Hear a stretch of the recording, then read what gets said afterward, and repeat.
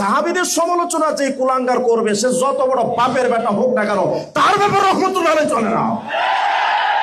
অনেকে মওদুদীর নাম উচ্চারণ করতে গিয়ে, আমি জীবনে কোনোদিন মওদুদী রহমতুল্লাহ আলাইহি বা মওদুদী মরহুম জীবনে বলি না। কারণ যে ব্যক্তি সাহাবাদের সমালোচনা অভিশপ্ত, আমি তাকে মরহুম বলি কেমনে?